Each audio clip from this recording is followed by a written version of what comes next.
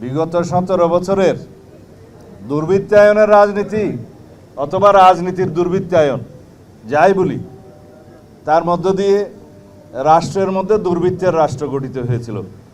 সেটার একটা নমুনা হচ্ছে এই জঙ্গল সলিমপুর। আমরা দায়িত্ব গ্রহণের পর 1 মাসের মধ্যেই চট্টগ্রামে কিছু সন্ত্রাসী কার্যক্রম লক্ষ্য করেছিলাম। কিছু ব্যবসায়ীর বাসভবনে গিয়ে অত্যাধুনিক অস্ত্রসজ্জিত হয়ে গুলিগালাজ করার পরে, তাদেরকে হুমকি ধমকি দেওয়ার পরে চাঁদা আদায়ের জন্য আমরা বিষয়টা খুব গুরুত্ব সহকারে নেই।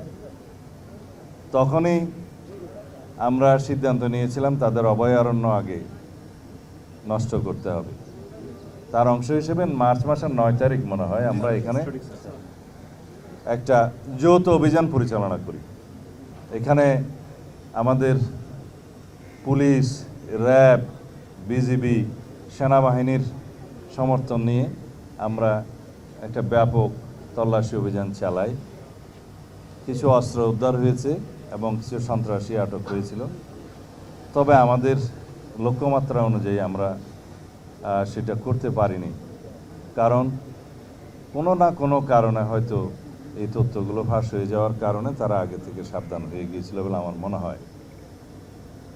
যাই হোক, এখানে যে সিসিটিভি ক্যামেরা বসিয়ে, বিভিন্ন পাহারাদার বসিয়ে যেভাবে এলাকাগুলো তারা নিয়ন্ত্রণে রেখেছিল, সেগুলো ভেঙে দেওয়া হয়েছে। কিন্তু আমরা অবাক হয়ে গেলাম যে রাষ্ট্রের বিরুদ্ধে চ্যালেঞ্জ ঘোষণা করার মতো সন্ত্রাসীদের দুঃসাহস কিভাবে হলো।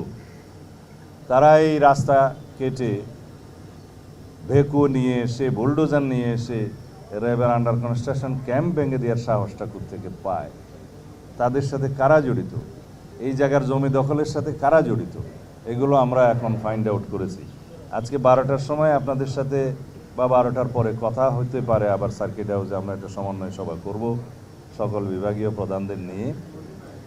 এখানে কিছু আমরা বাস্তব চিত্র, ড্রোন চিত্র, সড়ক যোগাযোগের চিত্র এগুলো দেখেছি। কিছু সরকারি সিদ্ধান্ত জানিয়েছি যেগুলো বাস্তবায়ন হবে। সলিমপুর ইউনিয়ন পাশে সীতাকুণ্ডের সাথে যোগাযোগ, ভাটিয়ারির সাথে যোগাযোগ, হাটাজারি বাইপাসের সাথে যোগাযোগ এবং চট্টগ্রাম কক্সবাজার মহাসড়কের সাথে যোগাযোগ কিভাবে স্থাপন করা যায়, কিভাবে রোড নেটওয়ার্ক স্থাপন করা যায়, এবং এখানে আমাদের যে পুলিশের জন্য, বিজিবির জন্য, র্যাবের জন্য, অন্যান্য বাহিনীর জন্য এবং সেনা নিবাসের জন্য কি কি ফ্যাসিলিটিস ক্রিয়েট করা যায় সেই বিষয়ে আমরা কথা বলেছি। এগুলো পরিকল্পনা করছি। তবে স্থানীয় অধিবাসী যারা বিভিন্নভাবে এখানে কোনো না কোনো কারণে বসতি স্থাপন করতে বাধ্য হয়েছে, অস্থায়ীভাবে বা রিহেবিলিটেটেড হয়েছে বিভিন্ন কারণে, তাদেরকে কিভাবে পুনর্বাসন করা যায় সেটা আমরা একটা পরিকল্পনা করব। তাদের কাউকেই এখান থেকে আপাতত উচ্ছেদ করা হবে না।